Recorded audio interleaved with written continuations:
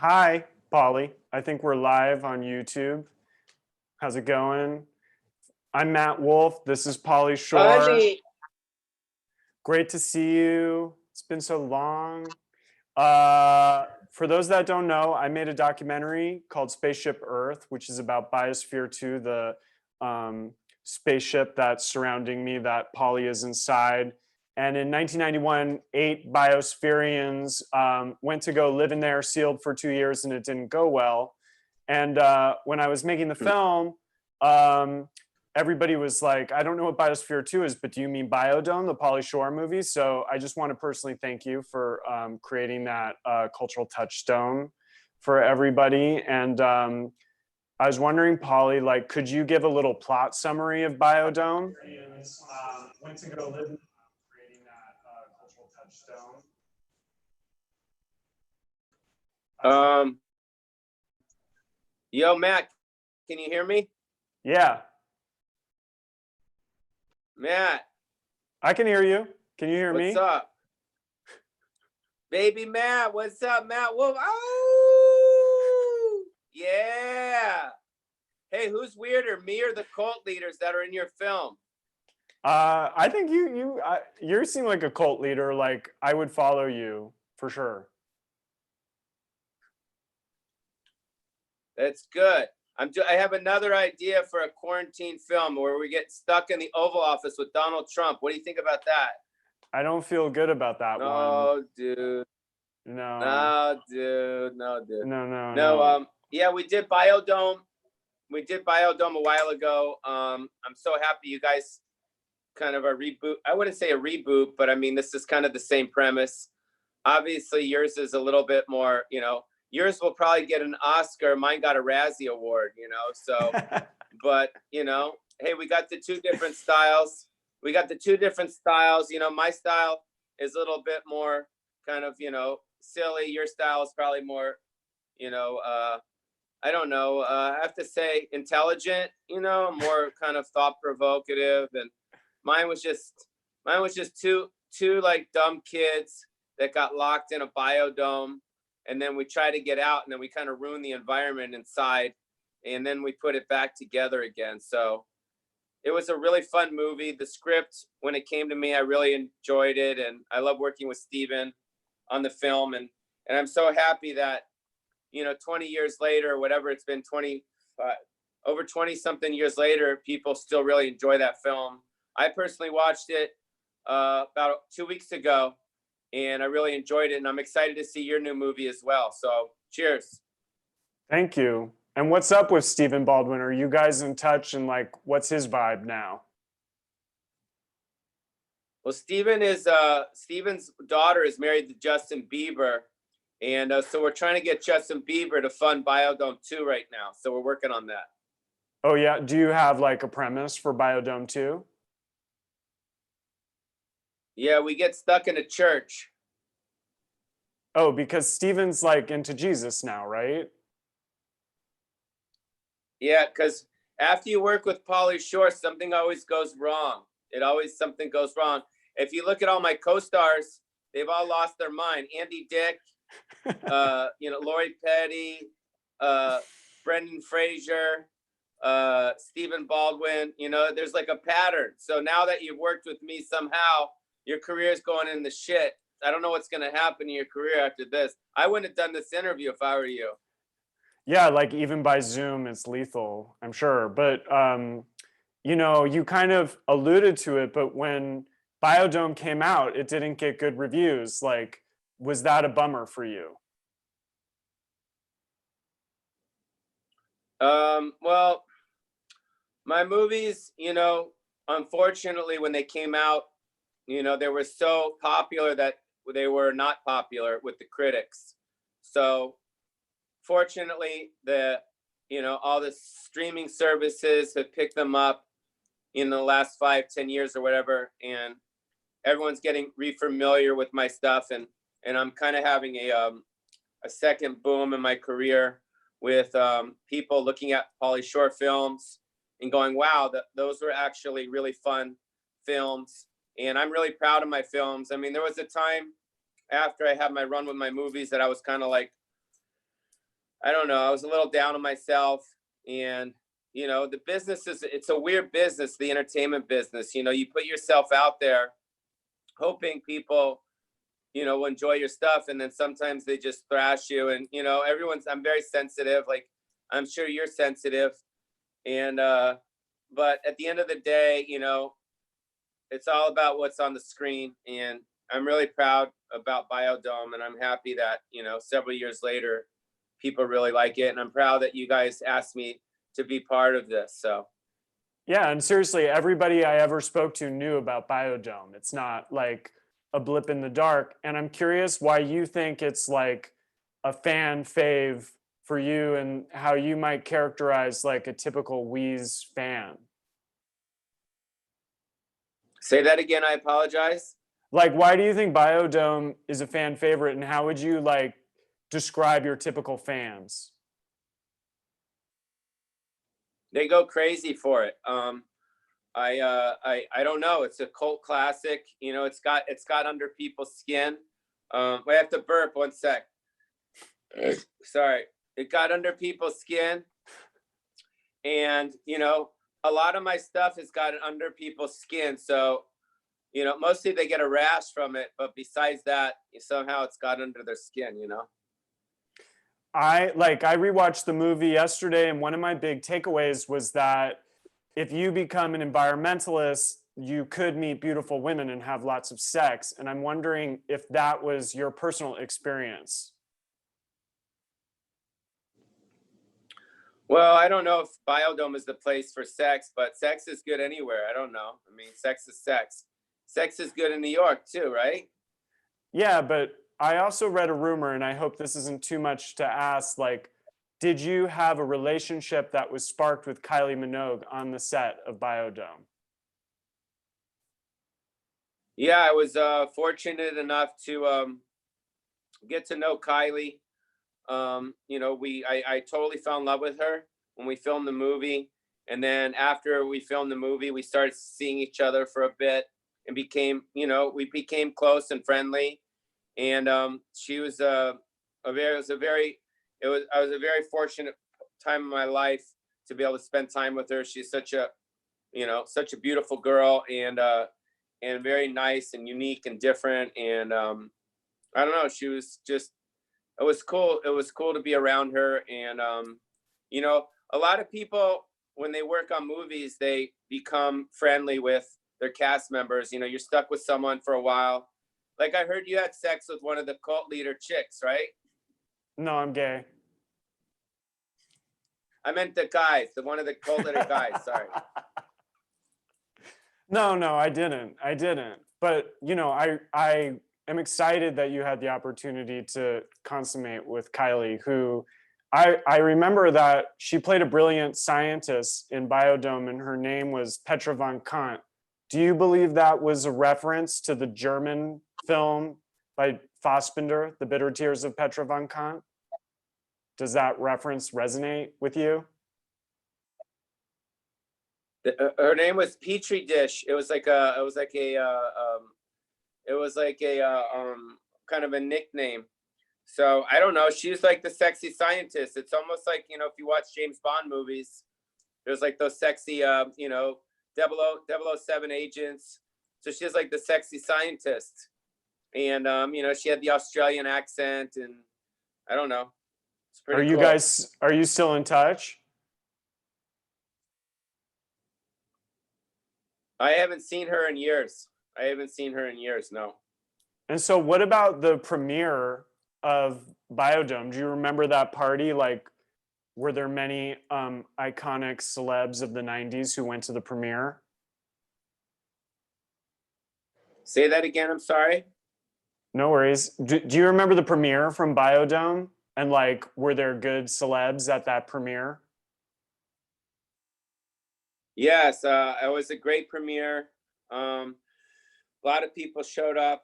It was at the, I remember it was at the Mann's Chinese Theater in Hollywood, and Richard Pryor was there. Adam Sandler was there. Who else? Oops, sorry. Tiffany Amber Thiessen came because I did Son-in-Law with her. And who else was there? I don't know. There was a lot of, I think Paul Rudd was there. There was a lot of people that were there. Did they like design it to be biodomey, or was it just normal? No, it was just a normal premiere. I mean, we were lucky to have it at the Chinese theater at the time. It was kind of like one of the coolest, or it is like the coolest theater in the world. It's right there. It was pretty cool because I'd grown up in LA my whole life, and it was nice to have, my movie playing my premiere playing at the Hollywood, Chinese theater. So that was pretty cool. It was a great time. I mean, Biodome, every film I've done, if you watch my films, I immerse myself into whatever character that the film and the role calls for. So for instance, on Biodome, Beavis and Butthead were really popular on MTV at the time. And I really liked Beavis and Butthead because they're just these two kind of knuckleheads. So I said to myself before filming Biodome, what do I want to bring to this character? And I just told myself, just don't care, don't think, just go. And my other films were a little bit more grounded. There's a little bit more character. And this one, it was like, I just want to be like me and Steven be kind of like a live action version of Beavis and Butthead.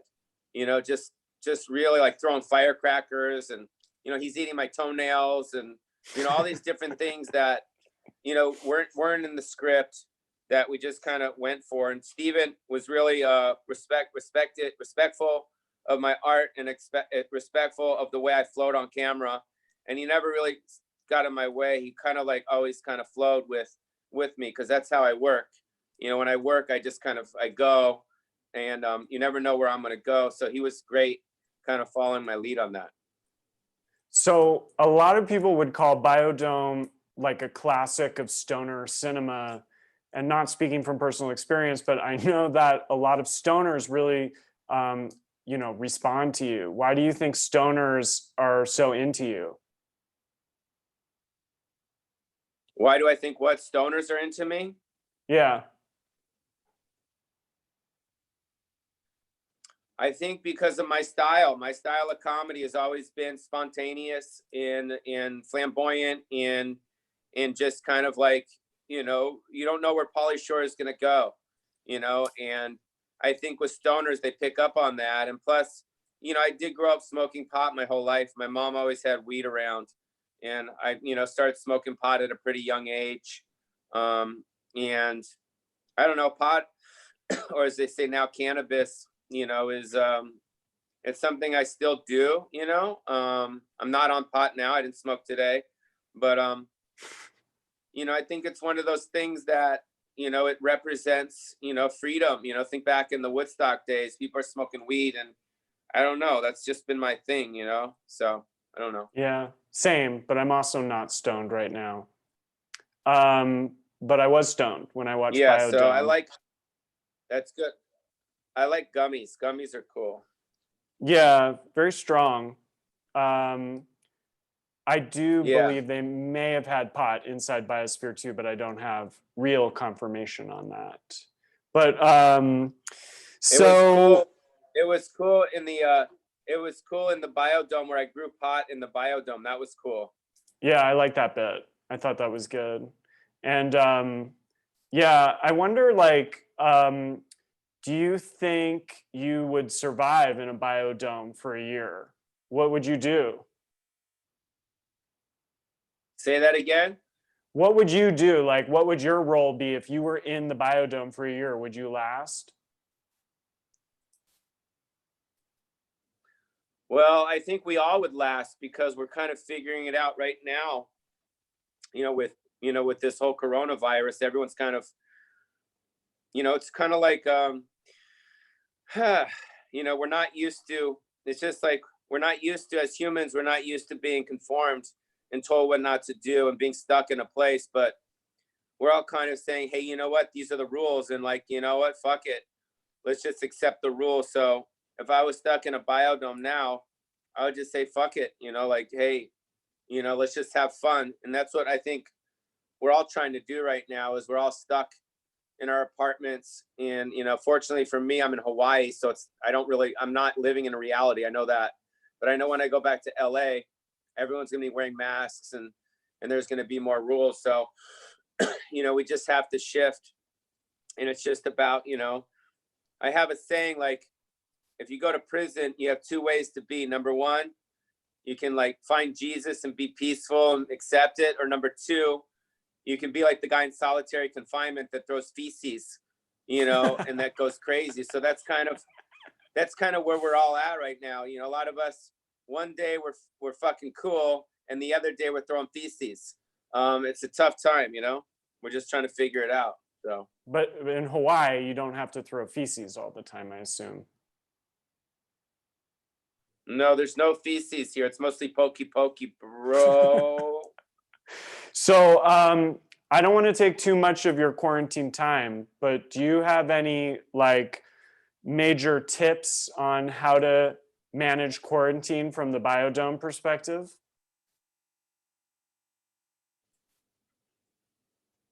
It's kind of like just accept it, embrace it, don't fight it, and just take it one day at a time.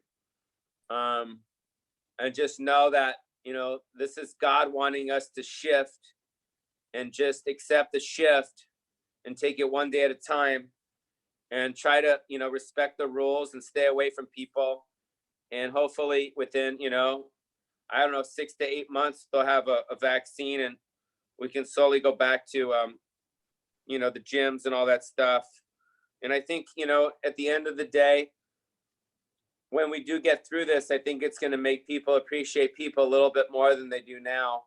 Even just simple things like going to Starbucks, and, you go in there, we used to take it for granted. And now you're going to go into Starbucks, which we all like to do across America, and sit there with your computer, with your friends.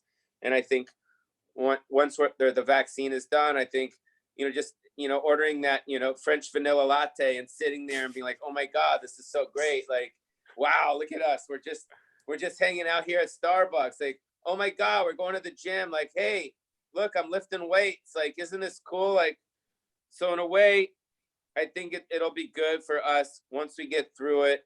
It's a nightmare right now, but I think we'll all become better from this experience.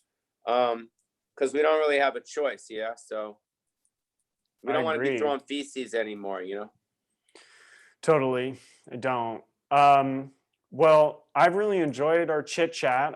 Do you have anything else you want to say about Biodome or biospherics?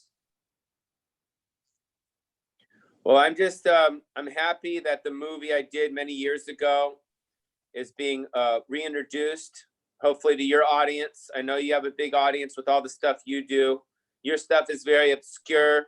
Hopefully one day we can work together. I'd be honored to work with you. I could shift into whatever you need me to be. I could do whatever you want. Love it. And that's what this business is about, is helping out each other, supporting each other, and just paying it forward. We're all artists, and we all do what we do. Not everyone likes what we do, but we do it because it's here. It's in here. And we all get paid. We all get paid, but we should get paid. That's what we do for a living. But, we're just fortunate to be able to do this. You're fortunate to be able to direct this documentary and be able to sell it, work with Neon. I'm fortunate that you guys call me up, and, I'm going to go on tour, do some stand-up dates in Oklahoma and Texas pretty soon. Some of the red states that aren't as liberal. And I'm excited because, we have to start somewhere. We have to start somewhere, right? Totally. So, well, thank you for your time from Hawaii. And I just want to tell people, Biodome is streaming on Amazon Prime, and my movie Spaceship Earth is on Hulu, iTunes, and Apple TV. And then you can rent it from over 200 places, small businesses, if you go to spaceshipearthmovie.com. So thanks, Pauly. I hope your core goes well. Can I do something? Yeah, of course. Can I do something from Biodome really quick for the face? Yeah, please.